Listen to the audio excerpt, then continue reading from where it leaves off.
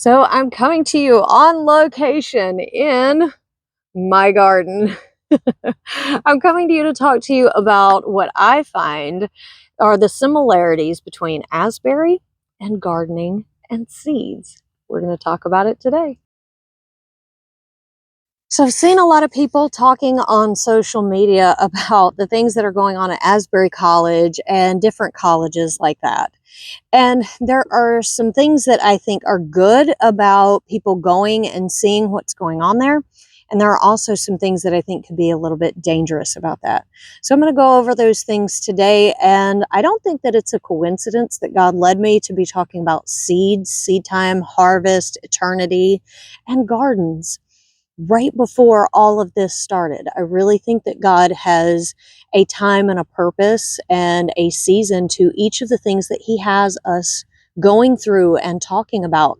And what we have going on in our life in one region isn't necessarily disconnected from another region, because God has an ultimate plan and an ultimate purpose for us all. Ultimately, He wants redemption. He wants and He desires a relationship one-on-one with each of us. So I'm going to talk about what I think are the correlations between seed time, harvest, planting, sowing, reaping, and Asbury College. So as I said, I'm going to share a little bit with you about the correlations that I see about Asbury College, sowing and reaping. And I really believe that God has a lot going on in each of our lives where we can have some intentional time spent with Him, because it is time. It is time, folks, to be sowing seeds. What you're seeing in Asbury is as a result of seeds sown. It's very important to be intentional when you are sowing your seeds, and to know that you don't necessarily know how many pieces of fruit, what that seed is going to yield, what the harvest is going to look like. You can count the number of seeds in an apple, but you cannot count the number of apples in a seed. So it's very important, no matter what you see going on around you, to continue planting, to continue cultivating, to continue preparing for a harvest, because there's a time and a purpose every season under heaven. So I'm coming to you right outside of my garden and inside of my garden, and really just all around, because I want to show you the different things and the different seasons that we go through. There are things that I need to do in my garden to really prepare it to be properly equipped to house the harvest that I'm ready to see in this garden this coming summer. But I've got some work to do, and I've got some things that I need to do to prepare my garden for the coming harvest. Now, these are raspberry canes. They may look dead right now, but they're not dead. These are actually the second year canes, and they will produce a whole lot more fruit than the buds and the canes that are going to come up coming after these.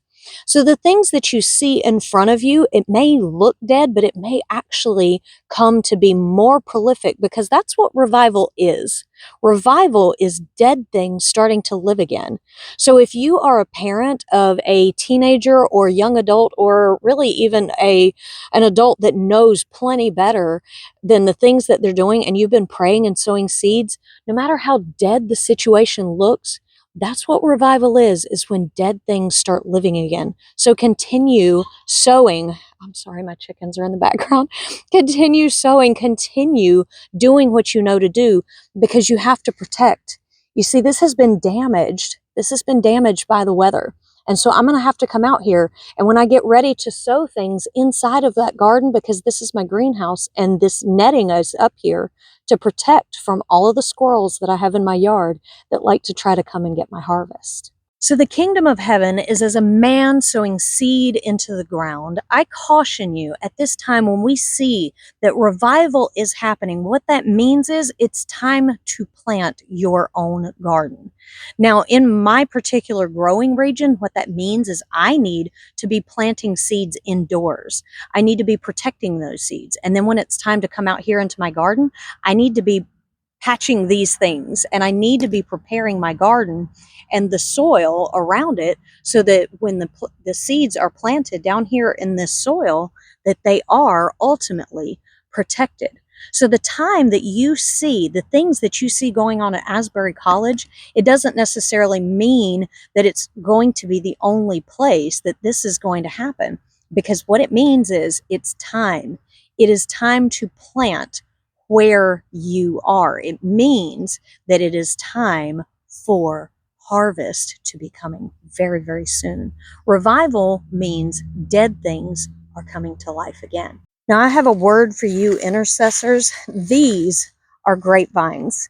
These were planted here before my husband and I ever moved here, and these are some of the most prolific grapevines that we have ever seen. Now, they need to be pruned, they need to be trimmed, but one of the things that really stuck out to me about seed time, harvest, gardening, Asbury College, all of the things that are going on there is that Asbury College has been doing what they are doing for a very, very long time. So intercessors, believers, people that have been planting and sowing seeds for a very, very long time, check some stuff going on around you. Does it need some pruning?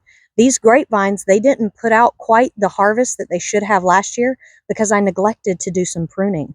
Are there some things going on in your life, some seeds that you have sown that maybe need to be uprooted, because we had to make sure that they didn't have a whole lot of weeds down here choking out the nutrients coming up in these vines, because these vines have been here for ages. They're bigger around than my arm. These vines are very, very old, but they are still producing fruit. You may have a harvest from something your grandparents have sown, some seeds that they have sown in prayer. Those do not fall to the ground. God sees those prayers. He answers those prayers. And the things that I am seeing going on at Asbury remind me a whole lot of these grapevines. Now, I'm going to tell you something that I have seen in my prayer time. I have been seeing a wave of hope going on. I've not just seen it in my prayer time, I've also seen it on social media. There has been hope rising up, people realizing that it doesn't just have to happen at Asbury College. This can happen where we are if we are willing to plant seeds and be intentional. Because those that have a 9 to 5, a job that they have to go to, they don't necessarily go to Bible college and can just live there. Some people are having to drive from long distances.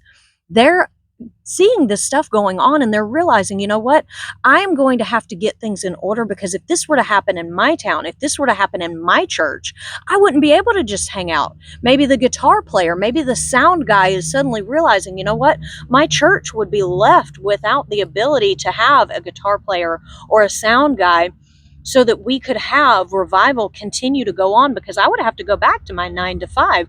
I wouldn't be able, I would maybe would miss out on some of the things that are going on.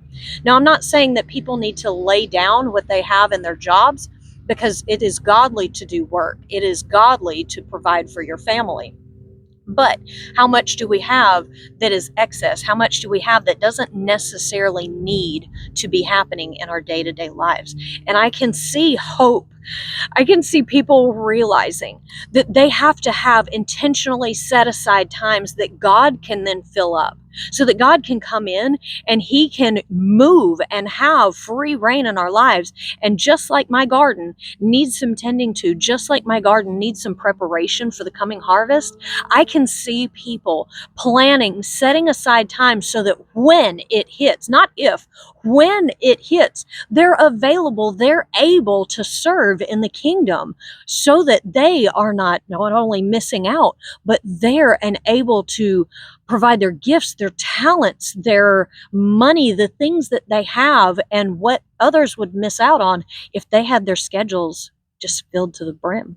I'm going to finish this off because it's getting dark out here, but when you see someone else's garden just overflowing, don't just think that you have to go there. Now, I'm not saying don't go there, because going to Asbury is not a bad thing. Going to see another person's garden that is overflowing isn't necessarily a bad thing.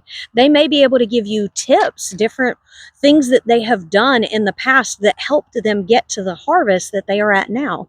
But do not neglect, just because you see it overflowing somewhere else, do not neglect where you are and then think that you can just go there and reap off of their excess, because then it'll just suck everything that they have dry.